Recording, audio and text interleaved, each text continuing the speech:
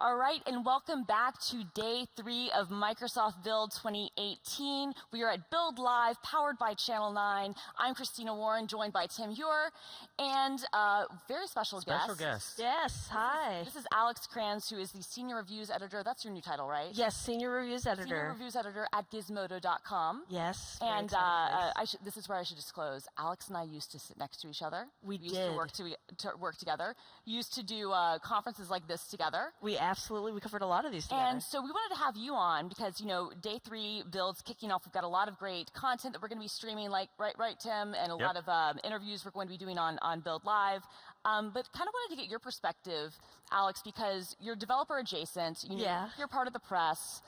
You texted me earlier this week and you said, I love Build so much, it's so nerdy.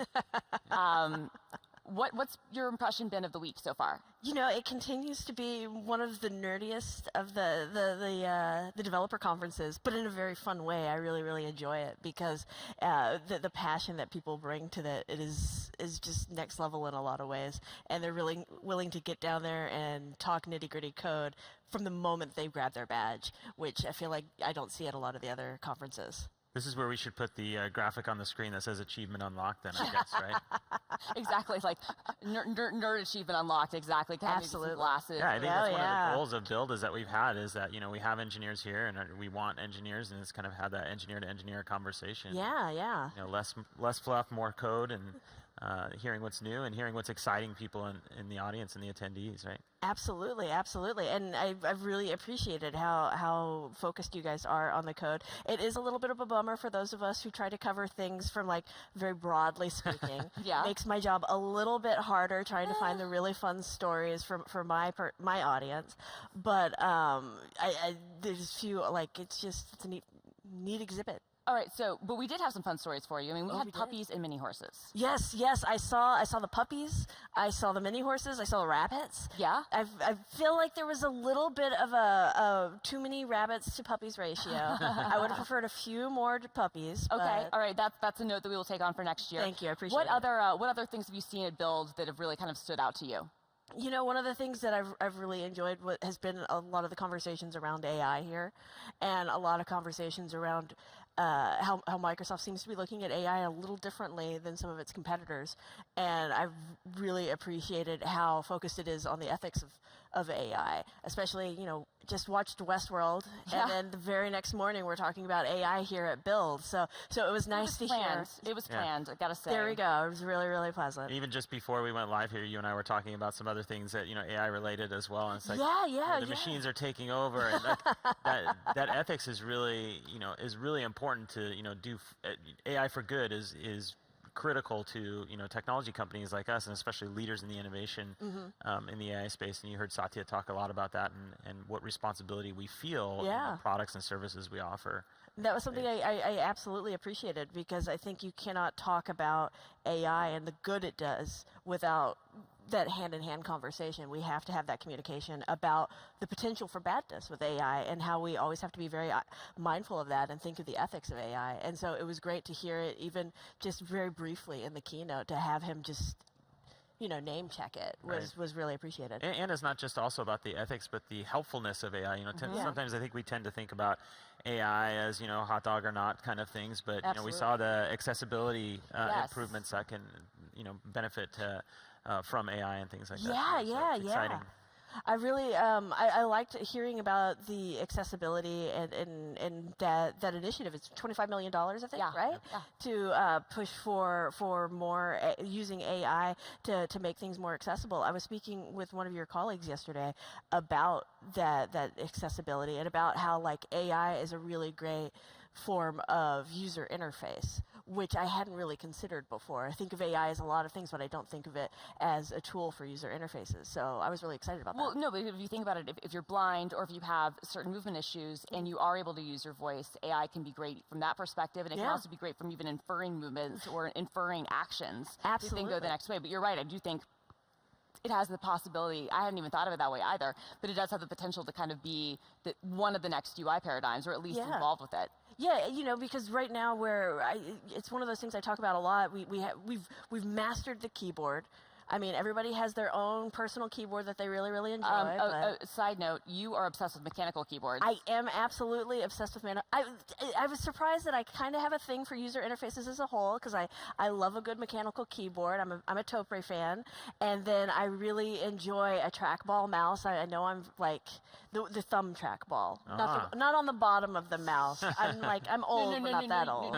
No, you're like what was it, the TrackMan? Was that the Logitech TrackMan. I dig the heck out of that guy, and so I like to talk about these user interfaces, and voice UI is one of those things that, when we think about it, is really still in its infancy, and we haven't created the voice equivalent of the GUI yet. So I think it's a really cool time to be talking about user interfaces and the different ways that we can expand on that, because there's so much development to happen there that just hasn't even barely begun. I think the key point for me in the voice area is, like, we've seemed to start perfecting now the command aspect of voice, but less about the conversation and the natural language aspect of it, right? Right, which is the real power of AI and machine learning, is that we can use these data sets to actually have it become more conversational and infer. When I say, flour, I need some flour, for my cake, it's different than you're not going to get daisies. Exactly. And an interesting cookie. I don't know. It would be an interesting cookie, but that's a different. But that's one of those difficult models we've got to solve, and that's, I guess, the fun of it. But I think you're right. I mean, we've gotten the command aspect right. Now we need to get to the conversation standpoint. Yeah. Yeah, I absolutely agree with that, and it's been exciting to see just how quickly we got the command stuff right. Yeah. And how easily we got used to just talking to our devices. Have you guys noticed that? Like, I don't know about you guys, watching at home, but I became very comfortable, very easy talking to my computer, talking to my, Alexa, talking to, any of those devices. Like, yes, I will do that. And I don't know if you're like me or my family too. We all have our different phones, whether it's Cortana or Siri or Google Assistant or things like that. You've now, it's not just talking at them and commanding. Like, you individually have given them a personality, and you probably curse at them when they give you the wrong answer. I know, when listening to my teenagers and everything, when our home devices don't effectively give us the right answers we're looking for, they start yelling at them and calling them idiots and things like that. And so it's like, now I'm seeing a lot of these demos. I'm worried how much we're training the model to fight back at us. So I mean, that's the ethics of AI. Yeah, exactly. It all goes back to that. We don't want to enrage our future robot overlords too much. That's right. That's right. Be a little polite to them. And, okay, and this is actually a great segue, because when we talk about ethics in AI and how we can get around biases, one of the ways we do that is by having more diverse engineers, more diverse viewpoints as part of the conversation, is building those models, because that's the only way we get past it. And we actually have another guest right now joining us. Hi. Rodrigo. Hi. Microsoft. You're the global director of Gleam. Is that? Outreach co-director. Outreach co-director at Gleam, and Gleam is Microsoft's LGBTQIA, I guess, employee group. Is that? Yes, we've been around for quite a while, and we do quite a few things. I think one of the two biggest things at the outreach, at least, my job, my role, what we do is, one is network with other LGBTQ plus ERG groups across Puget Sound, across the US and the world. And the second thing is networking with nonprofits in the area, so that we can give back.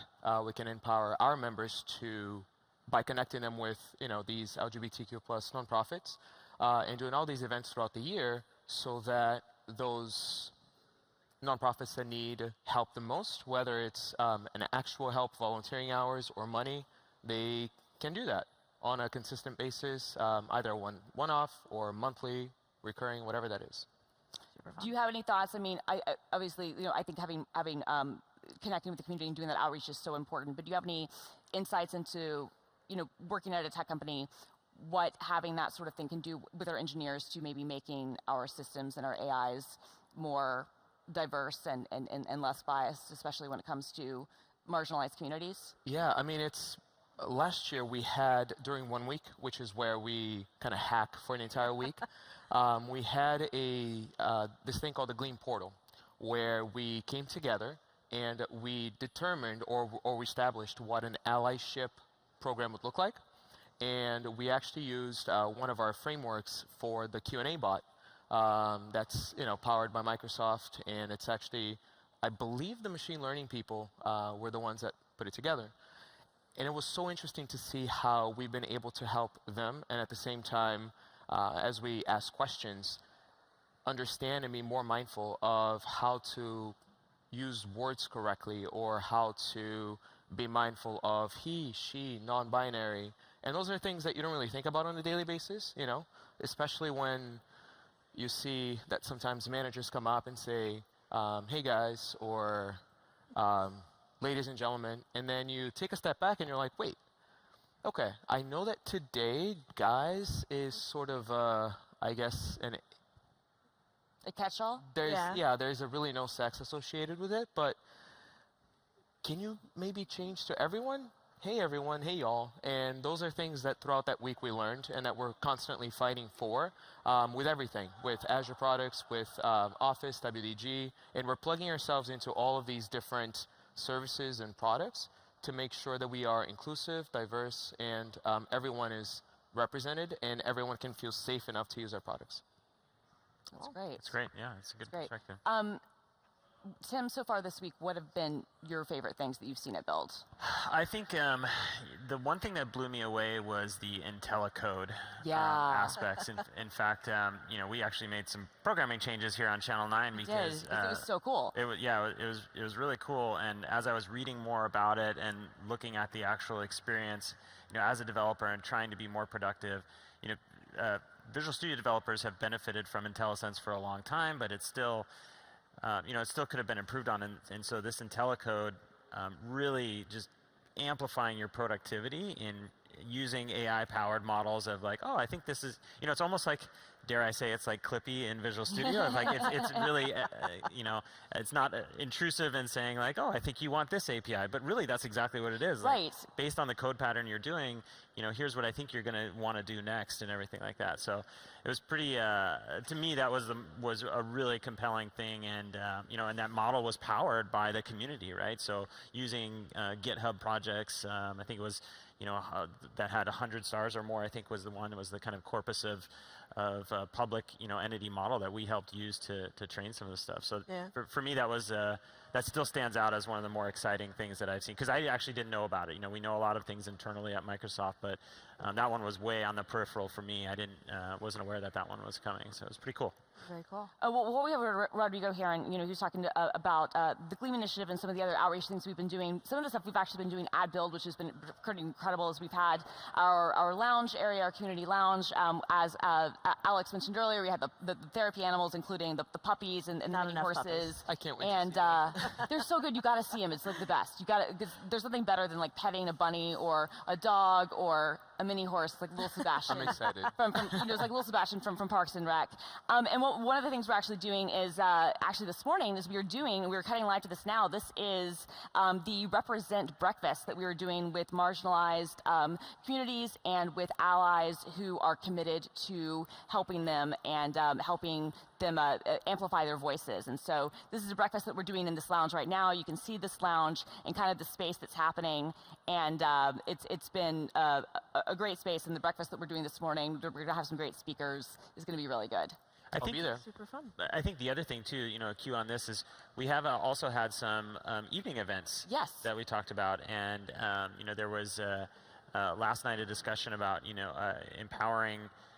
You have to help me understand and make sure I get the story right. Yeah. Which is former imprisoned people and kind of getting them into the industry and empowering them and stuff like that. There's a great organization that we had a dinner with called Unloop, and what they do, which I think is really incredible, is they go into the prison system where already education has been proven to kind of be one of the leading causes of recidivism. Is that people leave prison, they don't have the education to get a job, or they wind up in the system because they haven't had access to certain things for education. And they go in and they teach people fundamentals of coding and IT skills, including there's like a JavaScript course.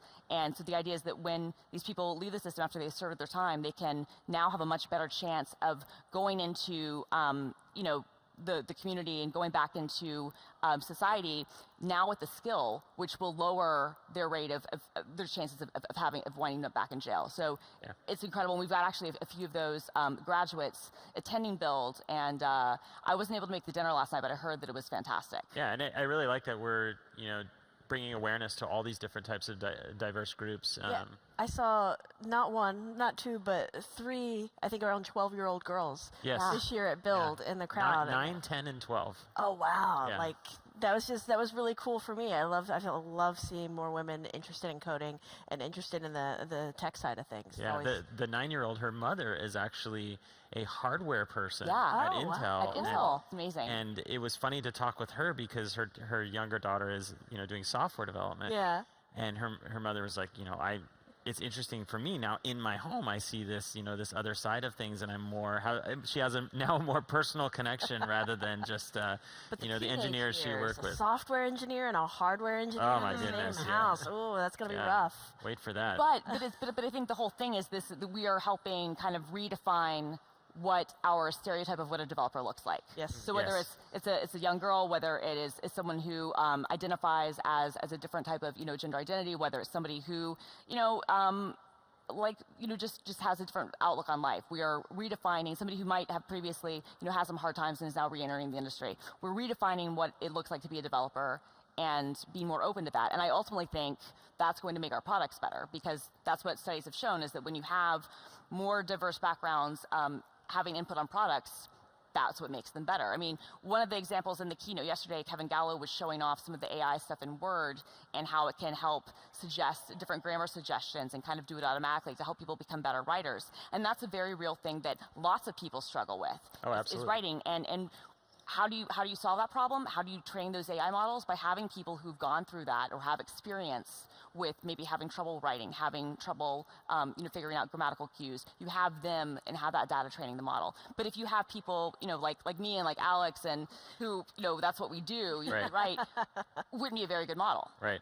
So yeah, we also, Office is, for Microsoft, I really see Office leading the space in this area. OneNote last year did a lot of work to improve and help people with dyslexia use Office products and things like that, especially in the classroom where, dyslexia can be a really barrier to, obviously learning, but also kind of, this shame feeling of like, I'm not going to tell people that I have this, these challenges, and schools are constantly using tech all over the place now, and it's more rapidly. And so, the improvements that we did in OneNote and other Office products for that I felt was really empowering to that community as well. So it's exciting to see a lot of these advancements, whether it's using AI or just technology in general to improve everybody's life, right? That's Satya has told us that that's his mission, right? Is to empower everybody. Well, I think with dyslexia, it's often improved by a font, right? There's just they've designed a few really cool fonts for dyslexia, and all these kids now who couldn't get through a book, you give them an e-reader or a tablet, a Surface tablet, if you will. Plug it for you guys. You give them something like that, and they can suddenly focus. They can suddenly have a much better chance at literacy and staying on the same page as their classmates, which even 10 years ago was impossible. That's just awesome. Yeah. And I think it's one of the things, too, that made me fall in love with the company again, is this customer obsession, this customer focus, where every and each feedback is taken in as seriously and constructively as it can be, so that it can be applied towards better products. Like the one instance with OneNote, it was, I think, 1 week ago, where they actually came up with an immersive reading on OneNote, which helped a lot of kids struggling with reading and whatnot to be able to finally take firm next steps to be able to read and become faster or better readers as a result. So it's kind of cool to see the kinds of things that happen, the diverse culture, and how it brings it all together through different events. 1 week, which, did I say I'm passionate about 1 week? No, we didn't get that idea at all. No, but I love that. Actually, that was one of my favorite things after I joined Microsoft, and it was not too long before 1 week, and when I learned about that, I was like, oh, I really appreciate that that's something that we as employees can do to really kind of dedicate time for those things. And it's even better when you hear those stories about how it can actually become products and things that we actually do. Yeah. Absolutely. So what should we look forward to for the rest of the day, we think? Yeah, so okay, well, the first thing, guys, as you may have noticed, my usual co-host, Seth Juarez, is not on stage with us. I'm not Seth with a shaved beard. You're not Seth with a shaved beard. I like you a little better than Seth. Yes. I think so. Another achievement unlocked. Yes, See? there you go. You're killing it. No, Seth is not on stage with us, and that is because he is actually going to be leading. Speaking of AI, and this really kind of wasn't planned. It's kind of a natural segue. He's our first session that we're streaming today is going to be about AI, and Seth Juarez is going to be involved. So right after this ends in a few minutes, we'll be going straight to that session. So if you've missed Seth, don't fear. Stay tuned. He's coming up next. And then, of course, throughout the day here on Build Live, I've got an interview with the Twitter team, actually. Some members of the Twitter team at 9:45. We're going to be talking about progressive web apps and how Twitter went from having a native app to making a progressive web app for Windows 10. I know that you've got a conversation with some devs. Yes, dev automation. Talking with Chocolate folks. Yep. We talked about that in day 2 keynote, and we're going a little bit more in depth with those guys, talking about how to optimize your Windows dev box and get all the tools you like. So I'm excited about that. Yeah, I think just as a programming note, we have no more keynotes Nope. today. All sessions. But we will be live streaming a lot today, including some segments here on Channel 9 Live, but also sessions throughout the day. So make sure that you still tune in and sign in to ask questions. The best part about our Channel 9 Live experience is when we get people to ask questions. You talked about the feedback and how it actually fuels the people that we have as guests for the product. So we really thrive on that. So please participate online and log in and ask questions. And log in, ask questions. You can also tweet us at CH9 because we are checking that. Yep. If you have time for questions, so that's a great way. Also, all this content that we are watching right now is going to be available on demand. Yes. Yeah. So we are making those available. So every session that has been at Build is recorded, including the theater sessions. So not just the ones that were streamed, but all the sessions. And those are starting to make their way now on our Channel 9 site. So you can subscribe to our podcast feed and start getting those downloads, or just stream them on YouTube as well. Exactly. Yeah. You can, and we've got a YouTube channel set up now for all our Channel 9 developer content. It's youtube.com/Microsoft Developers. So like and subscribe, as they say, so you get more of that kind of content. Ring the bell, right? Ring the bell. Exactly. Ring the bell. Turn on notifications on.